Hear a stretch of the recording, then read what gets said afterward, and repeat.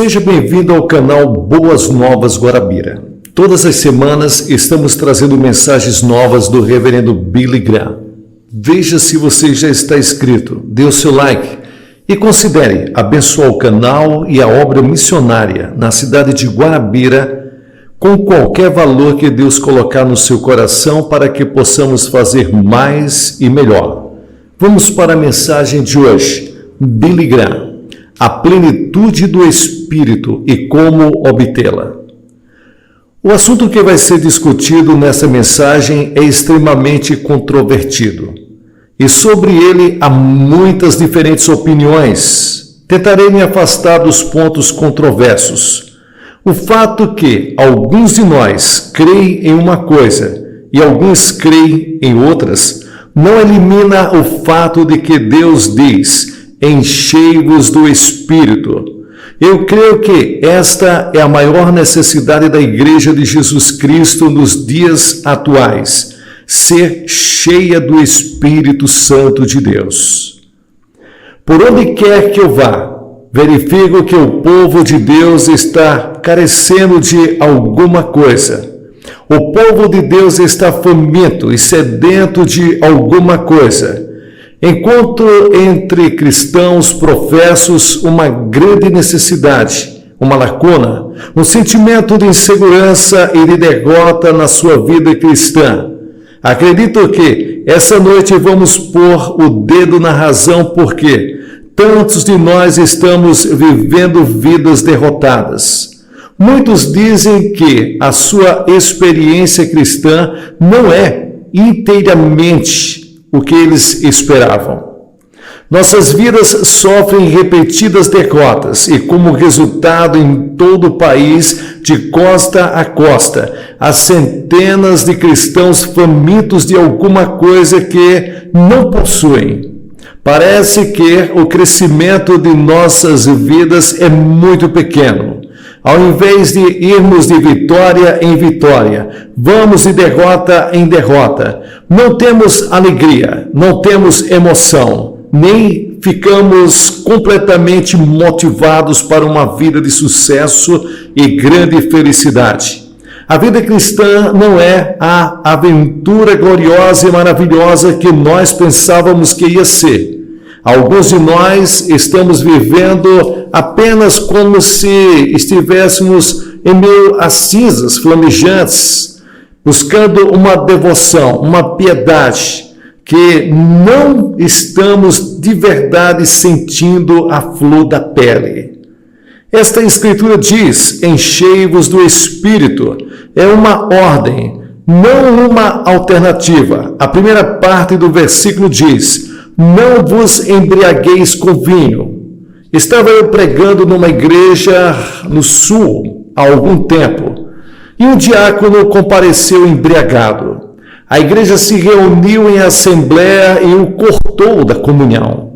Fez o que devia fazer, e eu perguntei ao pastor: todos os diáconos vêm cheios do Espírito Santo aos domingos? E ele respondeu que não, e eu continuei: alguma vez o Senhor os expulsou porque eles não vieram cheios do Espírito Santo? Ele disse não. E eu disse então: o Senhor sabia que o mesmo versículo que diz: não vos embriagueis com vinho, também diz: enchei-vos do Espírito Santo? Isto não é apenas um conselho, ou como se Deus batesse no ombro de alguém dizendo: eu espero que estejais cheios do Espírito. O Deus Todo-Poderoso disse: enchei-vos do Espírito. E esta noite eu pergunto: estáis cheios do Espírito? Vós, cristãos, estáis cheios do Espírito? Se não estáis, contra Deus estáis pecando, porque você está infringindo o mandamento que diz: enchei-vos do Espírito.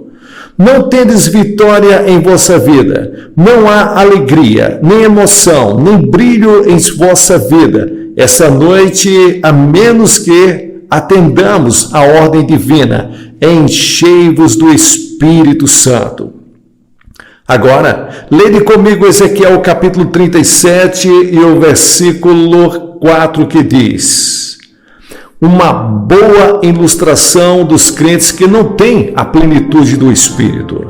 Então me disse: profetiza sobre esses ossos, diz-lhes, ossos secos, ouvi a palavra do Senhor. Assim diz o Senhor Jeová a estes ossos: eis que farei entrar em vós o Espírito e vivereis. E porei nervos sobre vós e vos farei crescer carne sobre vós, e sobre vós estenderei pele, e porei em vós o Espírito e vivereis, e sabereis que eu sou o Senhor.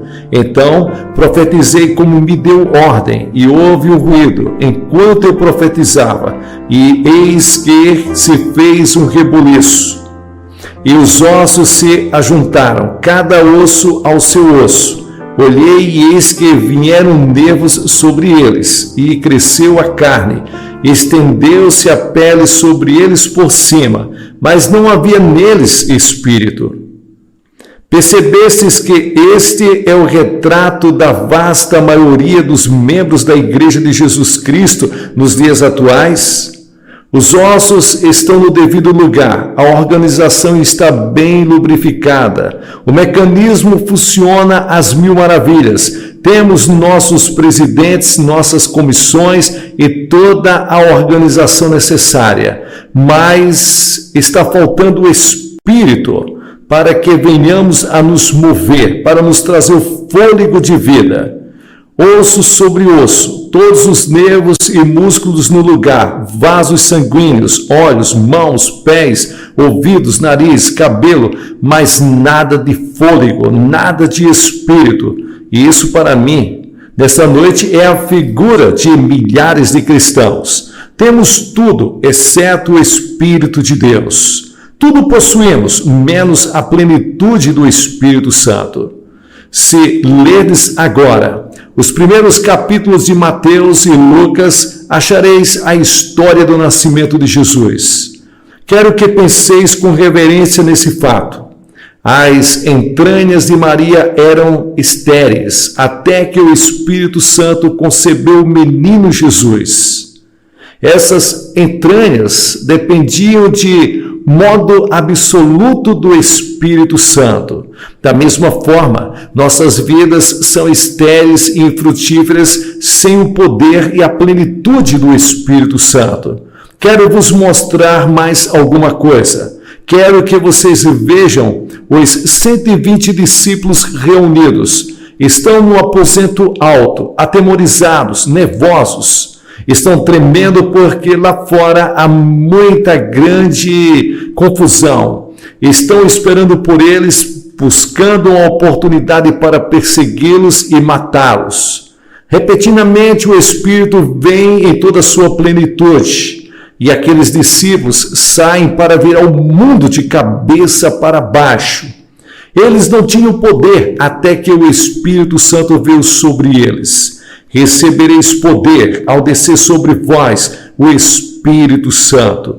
Atos capítulo 1 e o versículo 8.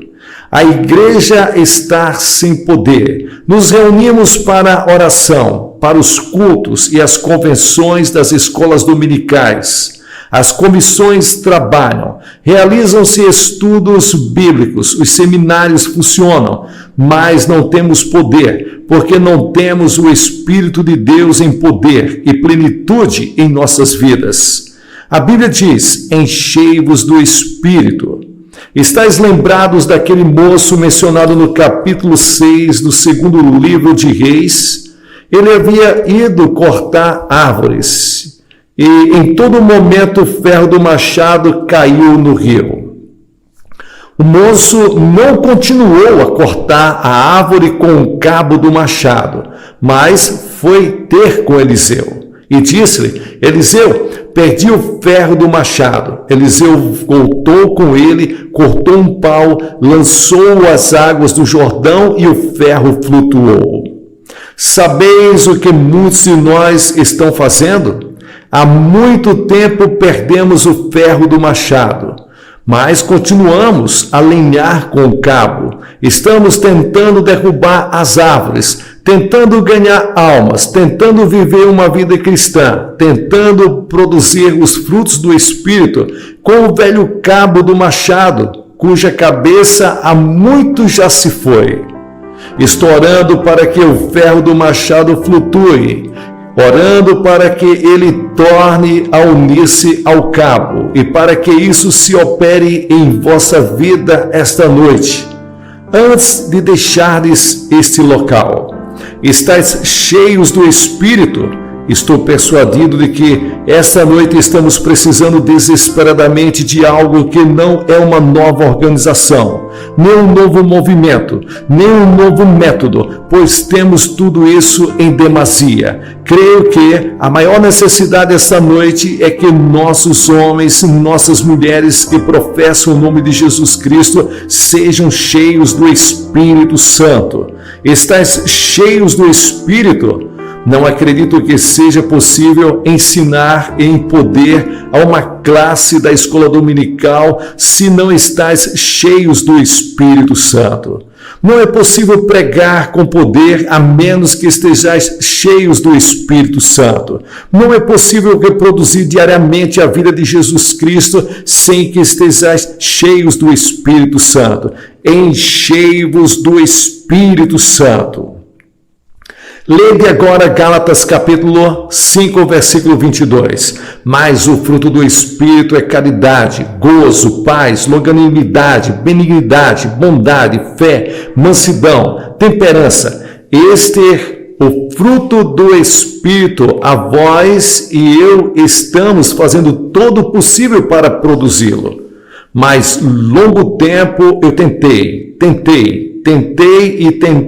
e continuei a tentar. Lutei, busquei lutando. Fiz como Paulo no capítulo 7 de Romanos. Queria fazer o bem, mas o mal estava diante de mim. E havia um combate tremendo todo o tempo, e eu não obtinha a vitória. Sabeis por quê? Porque o fruto do Espírito não pode ser produzido à força, não pode ser cultivado por homem ou mulheres por meio das suas próprias forças.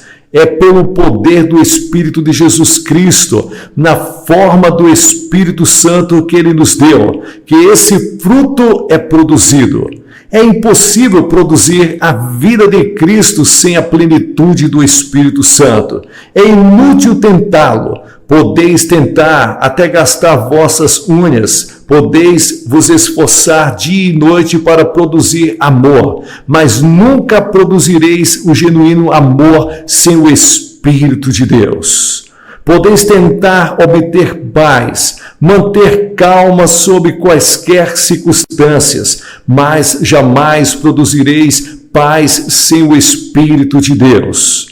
Podeis chorar e rogar para terdes gozo em vossa vida. Podeis correr de prazer em prazer, tomar parte em muitas festas sociais, ler livros que acreditais vos darão prazer.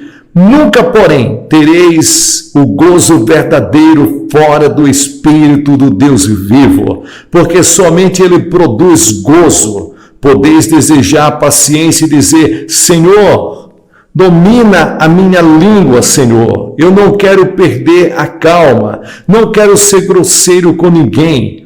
Nunca tereis vitória enquanto o Espírito Santo não estiver dominando a vossa vida e produzindo os frutos necessários. Além de tentar produzir o fruto do Espírito, sabem que há outra coisa que estamos tentando fazer? Estamos fazendo esforços para ter poder sobrenatural sem a plenitude do Espírito Santo. Disse Jesus: é-me dado todo o poder no céu e na terra. Portanto, ide, ensinai a todas as nações. Mateus capítulo 28, versículos 18 ao 19. Em curtas palavras, somos enviados para fazer uma obra sobrenatural. E não penseis que não seja uma obra supernatural.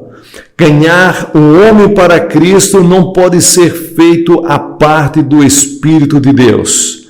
É o Espírito de Deus que produz a convicção. É o Espírito de Deus que produz a regeneração. É Ele que faz o apelo.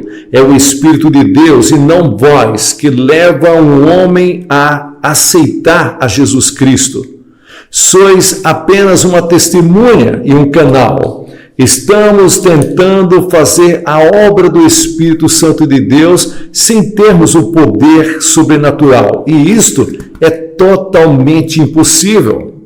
Quando Deus nos disse que fôssemos e pregássemos o Evangelho a toda criatura para evangelizar o mundo, Ele nos proveu de um poder sobrenatural. Esse poder nos é dado pelo Espírito Santo. Está ao alcance de qualquer um de nós que realmente o deseje de todo o coração. É mais poderoso do que a força atômica ou TNT. É mais potente que qualquer explosivo jamais fabricado pelo homem. Deus disse que teremos poder depois que o Espírito Santo vier sobre nós. Sabeis, acima de tudo, que é o Espírito Santo de Deus que pode mudar a vida do homem? É possível que você diga, eu quero ficar cheio, quero gozo em minha vida, quero produzir o fruto do Espírito, quero obter vitória, não desejo viver uma vida de altos e baixos, um dia no alto, outro dia embaixo. Não quero este constante conflito dentro de mim. Desejo vitória em minha vida. Quero viver no alto da montanha. Ser aquela pessoa que chega lá em cima, que toca as nuvens. Quero viver no pico ensolarado da graça de Deus e do amor de Deus. Quero brilhar para Cristo como um desses radiantes cristãos. Vós o quereis? Sabeis que realmente deseja isso no seu coração? Estais famintos e sedentos do fruto do Espírito? Quereis realmente que vosso testemunho seja poderoso? Quereis ver pessoas salvas pela vossa palavra? Estais famintos esta noite de paz e alegria, algo profundo dentro do seu ser? Você deseja pôr um fim aos vossos conflitos e às vossas frustrações? Você está ansioso para que essa noite venha se quebrar todas as cadeias e laços que prende a sua alma em grilhões pecaminosos, que significa para vós ter todos os dias vitórias firmes e constantes. Talvez a reunião de oração não tenha atrativos para você e tenhais de lutar para ler a Bíblia. É por esse motivo que você, muitas vezes, não lê a Bíblia, porque o pecado separa você da palavra de Deus. Se você deseja realmente mudar, se você quer realmente ficar cheio do Espírito Santo, vós o podeis, mas isto custa alguma coisa. Há um alto preço. Estais querendo pagar para teres uma vida abundante, uma aventura emocionante e excitante na presença de Deus? Se assim é, eu vos garanto, pela autoridade da palavra de Deus, que isto está ao seu alcance e ao alcance de qualquer homem, qualquer mulher, qualquer menino e menina que busca essa vitória em Cristo Jesus. Qual é o primeiro passo? O primeiro passo é a purificação do pecado. Deus não nos chamou para a impureza, mas para a santidade. A Escritura diz, cria em mim um espírito e um coração puro, ó Deus. A Bíblia nos diz que o sangue de Jesus Cristo nos purifica. A palavra purifica quer dizer continua a purificar de todo o pecado. Então lemos, se confessamos os nossos pecados, Ele é fiel e justo para nos perdoar os pecados e nos purificar de toda a injustiça. Este é o remédio de Deus para os nossos pecados. Diz o salmista, se eu atender a iniquidade no meu coração, o Senhor não me ouvirá. Salmos 66, e o versículo 18. Logo, a primeira coisa que deveis fazer é confessar vossos pecados diante de Deus. Não lhes conteis apenas as coisas que são erradas, que você tem feito, mas você deve contar todas as coisas e ser honesto diante de Deus. Que espécie de pecados precisamos confessar? Temos os pecados de omissão, o primeiro dos quais é ingratidão. Aqui na Califórnia chove de vez em quando e outras vezes o sol brilha. Mas fico pensando se nos detemos para agradecer a Deus pela chuva e pelo sol.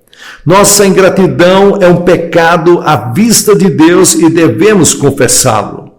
O segundo pecado de omissão é a falta de amor a Deus. Ouvir, meus irmãos, Deus é um Deus zeloso. Gostaria de que a vossa esposa ou vosso esposo vos concedesse tão pouco tempo como você concede para Deus?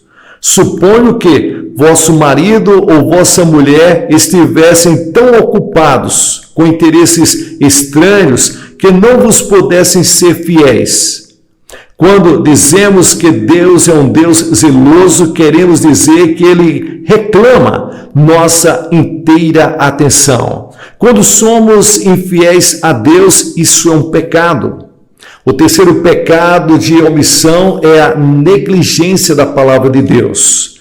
A Bíblia manda que estudemos a palavra e que desejemos o puro leite da palavra para que por ele possamos crescer.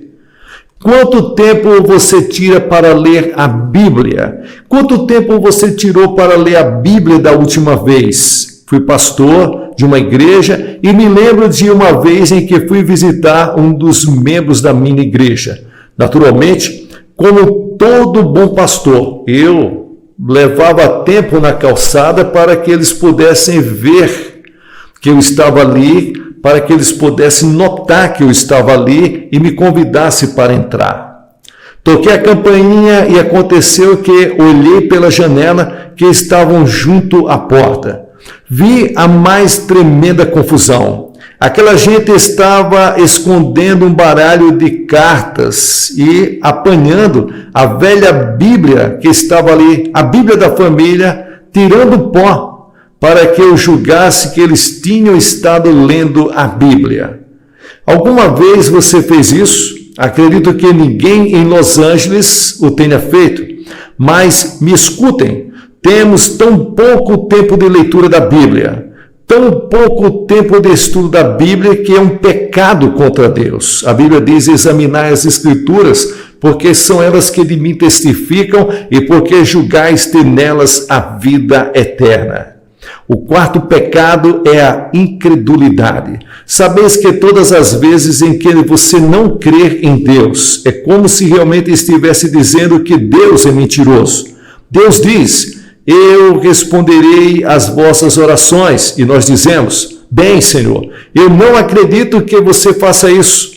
Nossa fé muitas vezes é semelhante àquela mulher que rogou para que a montanha fosse removida para o mar. E quando se levantou no dia seguinte, olhou para fora e disse: ora, eu sabia que isso não ia acontecer. Oramos pelo avivamento, e se de alguma maneira ele não chega, nós dizemos: bem, eu sabia que nunca ia ter avivamento. E é assim que muitas pessoas pensam e são. Oram a Deus pedindo uma coisa, mas com o coração eles não acreditam. Vamos supor que o vosso filho vos pedisse $1 e continuasse pedindo, mas sempre dizendo: papai, o Senhor é um mentiroso, um grande mentiroso, o Senhor mentiu. Estareis inclinados a recompensar sua falta de confiança em vós, sua incredulidade, dando-lhes $1? É claro que não. O pecado seguinte é a negligência na oração. Há quanto tempo não empregais tempo com Deus particularmente? Não penseis que sem oração podeis crescer em vossa vida cristã. Falta de oração é pecado. Temos de confessar esse pecado. O sexto pecado é o fracasso na frequência aos cultos da igreja. A Bíblia nos diz que não devemos negligenciar as reuniões públicas na igreja. Alguns de nós, há muito tempo que não frequentamos regularmente o templo. Isto é um pecado contra o Deus Todo-Poderoso. Falta-nos ainda a paixão pelas almas, o desejo ardente de conduzir os incrédulos ao conhecimento de Jesus Cristo. Paixão é algo intenso e profundo. Sentia isso com relação aos que estão longe de Deus? Outros pecados são constituídos pela negligência dos deveres na família. Esquecemos o culto doméstico. Nossa hospitalidade é fria. Não queremos negar-nos a nós mesmos. Tudo isto é um pecado. E a seguir vem um pecado por comissão, que precisamos confessar. Estes incluem os pecados de mundanismo, orgulho, inveja, um espírito amargo, guardar rancor, difamação e maledicência, mentira, fraude, hipocrisia, furtar a Deus, mau gênio, malícia. Deus diz que todas estas coisas devem ser confessadas, postas de lado e deixadas para sempre. Talvez tenhais confessado pecados como estes, sem tê-los mencionados ou deixados. A Bíblia fala não só de confessar, mas de deixar, para que Deus tenha misericórdia. Muitos de nós nos apresentamos ao Senhor confessando-lhes um pecado, mas no dia seguinte tornamos a cometer esse mesmo pecado. Voltamos então e confessamos a Deus e julgamos que estamos sendo perdoados. Mais tarde repetimos o pecado. E isto não é confissão. Uma confissão verdadeira, inspirada pelo Espírito, significa também renúncia. Saul e Judas admitiram que eram pecadores, adquiriram o pecado, mas não renunciaram a ele. Temos nós renunciado aos nossos pecados ou apenas dizemos: agora, Senhor, perdoa meus pecados, simplesmente para logo depois repeti-los? Oração como esta não passará do teto. Deus diz que precisamos ser purificados de todos os nossos pecados. Quando confessamos nossos pecados, Deus nos perdoa e nos limpa. E lava o pecado. Sua palavra diz: se confessarmos nossos pecados, falando a cristãos, Ele é fiel e justo para perdoar os nossos pecados e nos purificar de toda injustiça. 1 João capítulo 1, versículo 9. Sinto-me feliz por poder dizer-vos esta noite que todos podem saber que seus pecados estão perdoados, que estão purificados e que Deus não se lembra mais dos seus pecados. Se você confessar de todo o seu coração, se arrepender e os deixar. Mas vós dizeis: mas eu não sinto nada disso. Deixai de lado por momento aquilo que você sente e tomai a palavra de Deus. Nós confiamos demais em nossos sentimentos. Meus sentimentos mudam cada dia. Um dia comi uma maçã verde e fiquei doente. Me senti muito mal. No dia seguinte, dormi 10 ou 12 horas e me senti bem, pronto a tomar conta do mundo. Mas no dia seguinte me senti mal outra vez.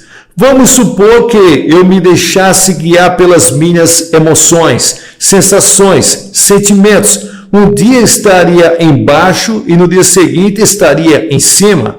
Não é o que sentimos que prova o perdão, é a palavra de Deus, do Deus Todo-Poderoso.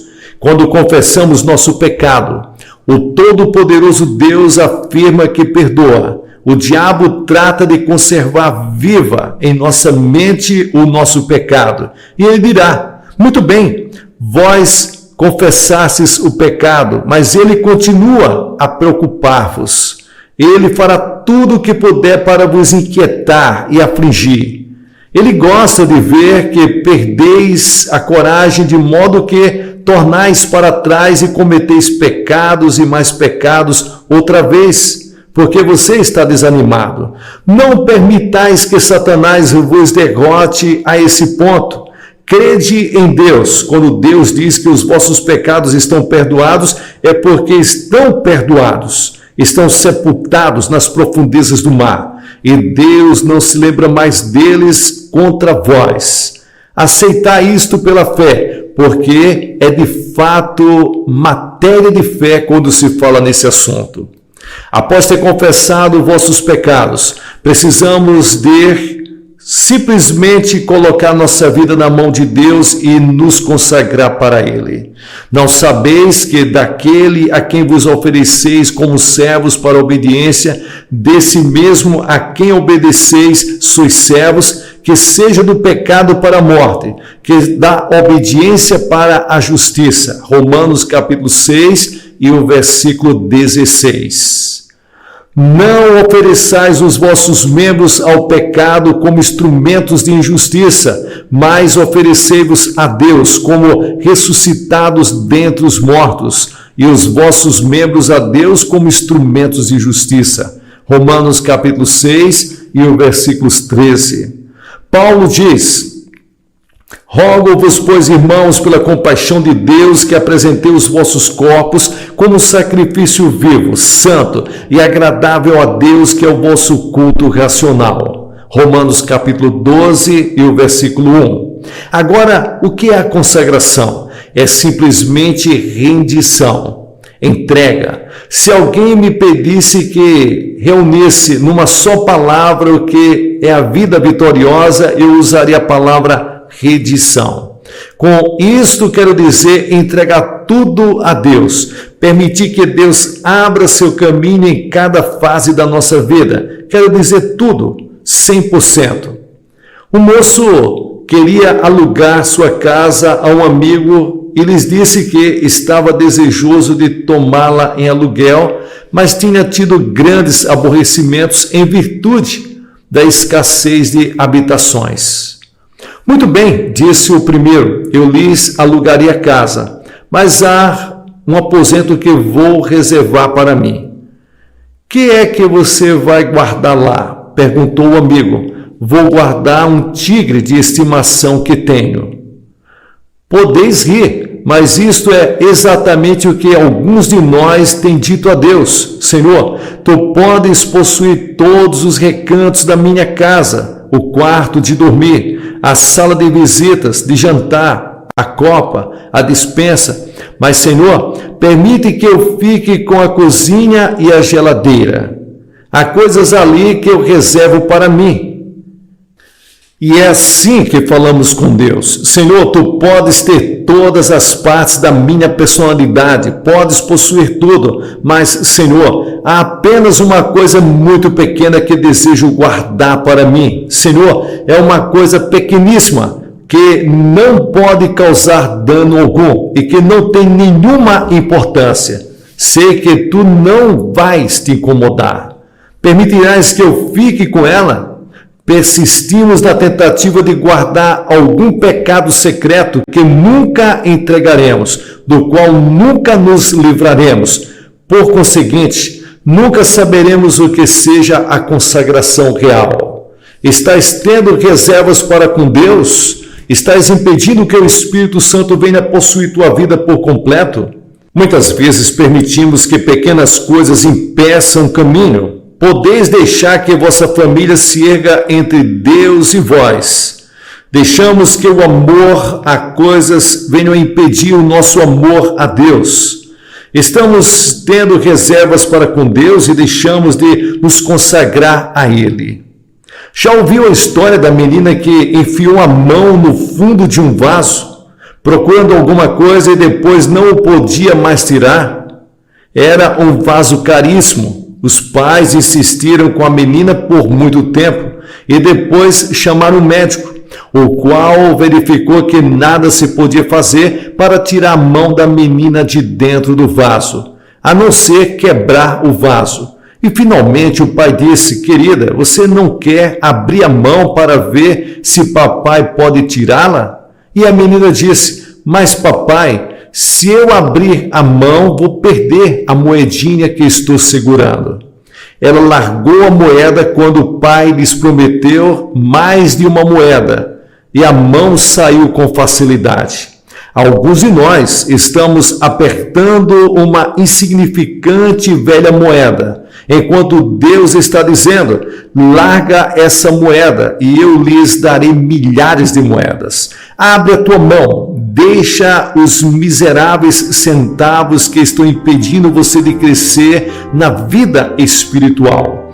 Dai de mão as coisas que estão impedindo a vossa completa rendição diante de Deus. Direis ainda: que tem tudo isto com a plenitude do Espírito Santo? Voltemos para esta passagem das Escrituras. Quando o espírito imundo sai de um homem, anda por lugares secos, buscando repouso, e não o achando, diz: tornarei a minha casa, donde saí, e chegando acha a casa varrida, adornada, e então vai, e leva consigo outros 7 espíritos piores do que ele, e entrando habitam ali, e o último estado desse homem é pior do que o primeiro. Lucas capítulo 11, versículos 24 ao 26. Desejo que você compreenda essa história. Veja esta casa da qual o espírito mau foi expulso. A casa foi varrida de toda a sujeira e teias de aranha. Ela está limpa. Quando você se rende e confessa vosso pecado, você está numa posição perigosa. Sabe por quê? Porque o velho espírito mau que deixou a casa vai buscar outros 7 piores do que ele, e depois vai espiar pela janela da vossa casa. Se vê que não há ninguém aí, a casa está vazia. Ele abre a porta e entra. Vosso estado então será muito pior do que era antes. Tereis 7 demônios em vez de um, 7 pecados em lugar de um, 7 perturbações em vez de uma, 7 desgostos no lugar de um, 7 tragédias em vez de uma. Mas se limpardes de vossos pecados e limpardes o vosso coração, e este for tomado pelo Espírito Santo, então a casa está completamente protegida e ela está totalmente diferente. O espírito mau não pode entrar. Dizeis: é isto que eu quero. Muito bem. Em primeiro lugar, vós sois habitados pelo Espírito. A Escritura diz: não sabeis vós que sois o templo de Deus e que o Espírito de Deus habita em vós? 1 Coríntios capítulo 3 e o versículos 16. Atos capítulo 10, versículos 43 diz que o Espírito é um dom de Deus, o Espírito Santo. Deus diz que o Espírito Santo está em vós se sois cristãos. Não estou falando da plenitude, estou falando da habitação. O Espírito de Deus mora em vós agora mesmo. Dizeis: mas eu não sinto nada disso. Não vos incomodeis com sentimentos. Trata-se da fé na palavra de Deus. Deus afirma que no momento em que você aceita Cristo, passa a ser habitação do Espírito Santo de Deus. Agora, como posso eu ser cheio do Espírito? Como, pois, recebestes o Senhor Jesus Cristo, assim também andais nele. Colossenses capítulo 2 e o versículo 6. Como foi que eu recebi? Fiz algum esforço para isto? Não. Chorei e supliquei? Não. Um dia, pela fé, recebi Jesus e assim também recebi a plenitude do Espírito de Deus. Pela fé posso saber que estou cheio do Espírito Santo. Se fui purificado do pecado, se me rendi integralmente a Deus, sem nenhuma reserva, então, pela fé, posso reivindicar a plenitude do Espírito Santo em minha vida. Não fiz esforço algum para obter a salvação. Pela graça sois salvos, por meio da fé. Isso não vem de vós, é dom de Deus. Efésios capítulo 2 e o versículo 8. Algumas pessoas entram para a igreja na tentativa de se salvar. Outras são batizadas na crença de que, com isso, obtêm a salvação. Deveis batizar-vos e unir-vos à igreja, mas depois de aceitar a Cristo como Salvador. Unir-se à igreja ou se batizar não vos salvará. Nossas obras e nossa justiça são como imundícia e em farrapos à vista de Deus Todo-Poderoso. É por fé, e somente por fé, no poder purificador do sangue do Senhor Jesus Cristo, vertido no Calvário, que sou salvo. Quando aceitei a Cristo, me senti como andando no ar. Era maravilhoso conhecer a Cristo e estar salvo. Eu estava tão excitado que não pude esperar até chegar em casa para contar isso a todos. Mas os meus sentimentos não significam que eu estava salvo. Não podia andar pelos sentimentos, eu tinha que andar pela palavra de Deus, viver pela palavra de Deus e pela fé que a palavra de Deus me inspira a viver. A Bíblia diz: se com a tua boca confessares ao Senhor Jesus e de todo o coração creres que Deus o ressuscitou dentre os mortos, serás salvo. Romanos capítulo 10 e o versículo 9. Eu sabia que estava salvo, porque Deus, o Todo-Poderoso, disse que eu estava salvo. Então, como posso saber que estou cheio do Espírito Santo? Primeiro, porque tenho coragem de testemunhar. Leia o livro de Atos. Você vai encontrar 27 vezes estas palavras. Eles falavam ousadamente a palavra do Senhor. Quando estás cheios do Espírito, estás dando testemunho de Cristo a todo momento, na loja, na fábrica, no ônibus, no avião, onde quer que você esteja, você está ali dando o seu testemunho, falando de Jesus Cristo aos outros. Podem rir de você, escarnecer da sua crença. Podem pensar que você é um fanático maluco e religioso, mas isso não vai importar para você. A despeito de perseguições, de zombarias e de risadas, você está diariamente dando testemunho de Jesus Cristo a todas as pessoas. A segunda prova da plenitude do Espírito Santo é dada pelo fruto do Espírito. Mas o fruto do Espírito é caridade, gozo, paz, longanimidade, benignidade, bondade, fé, mansidão, temperança. Gálatas capítulo 5 e o versículo 23. O fruto do Espírito, a palavra é singular e quer dizer um cacho, um fruto. 9 partes, mas um só fruto. Não podeis ter amor sem alegria. Não podeis ter alegria sem paz. Você não pode ter paz sem temperança. E não podeis ter temperança sem mansidão. Todos esses frutos são produzidos como um só. Se tendes paz genuína, tendes genuíno amor. Se tendes genuíno amor, tendes mansidão genuína. Todos eles andam juntos, porque são produzidos pelo Espírito de Deus. Como sei que estou cheio do Espírito Santo? Eu sei porque estou produzindo o fruto do Espírito. E vós, como sabeis que estáis cheios? Porque estáis dando testemunho de Cristo e produzindo o fruto do Espírito Santo. A terceira prova é o lugar que Cristo ocupa em vossa vida.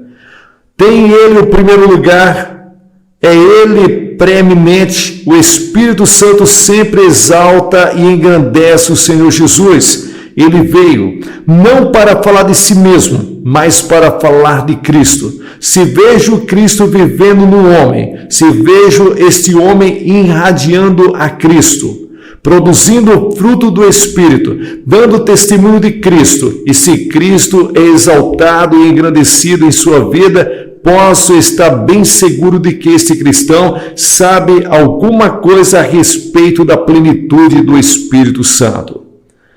Pensai de novo no fruto do Espírito Santo. Primeiro vem o amor, a caridade. Isso significa que vós nunca vos entregais à maledicência, nem fazeis comentários desagradáveis com relação aos outros. Significa que sois sempre amáveis, corteses, bondosos, tendo um coração compassivo. Nunca estáis irritados nem invejosos. Este versículo diz que tendes paz, gozo e que sois pacientes com todos. E você tem fé, e você é uma pessoa honesta e é uma pessoa boa.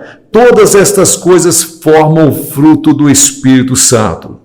Se um homem está andando no poder do Espírito Santo e tem a plenitude do Espírito, tem também o poder de testemunhar. Produz o fruto do Espírito e Cristo tem o primeiro lugar em sua vida. Estais cheios do Espírito? Quero dizer para você de uma coisa muito perigosa e que acontece. Você sabia que é possível um homem trabalhar para o Senhor e viver uma vida exemplar sem estar cheio do Espírito?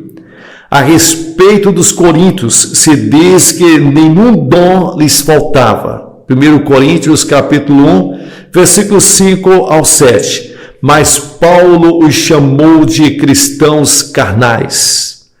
Quer dizer que posso ter os dons de um evangelista, posso me levantar para pregar, sem estar cheio do Espírito Santo. Pregarei sem poder, e minha pregação será como o metal que soa, ou como o sino que retine. Podeis ter o dom de ensinar a uma classe da escola dominical. Podeis ter esse dom sem estar cheios do Espírito Santo. O fato de falar ou de ensinar a Bíblia não significa necessariamente que estás cheios do Espírito Santo. Coisa terrível é esta, se levantar para falar de Deus completamente vazio.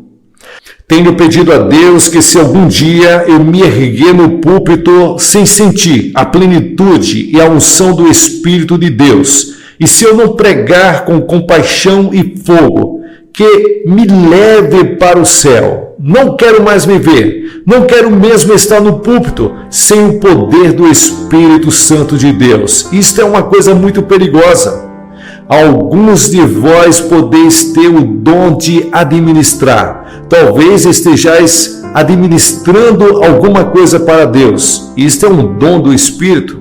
Podeis ter outro dom, o de profecia. Podeis ter qualquer um dos outros dons espirituais mencionados em 1 Coríntios capítulo 12. Podeis tê-los todos e ainda assim não está cheio do Espírito Santo. Esta noite eu vos pergunto, pastores, eu pergunto a mim mesmo, eu pergunto a vós, professores de escolas dominicais, se vós, obreiros cristãos, e vós, membros das igrejas, estáis cheios do Espírito Santo de Deus. Esta é a razão de não termos um reavivamento ou um avivamento em nosso país. Este é o motivo porque Los Angeles não é levada a voltar-se para Deus. Os membros da Igreja de Jesus Cristo conhecem pouquíssimo da plenitude do Espírito de Deus. Sabeis por quê? Porque não estamos dispostos a pagar o preço exigido. O preço é a confissão, rendição e fé na palavra do Deus Todo-Poderoso.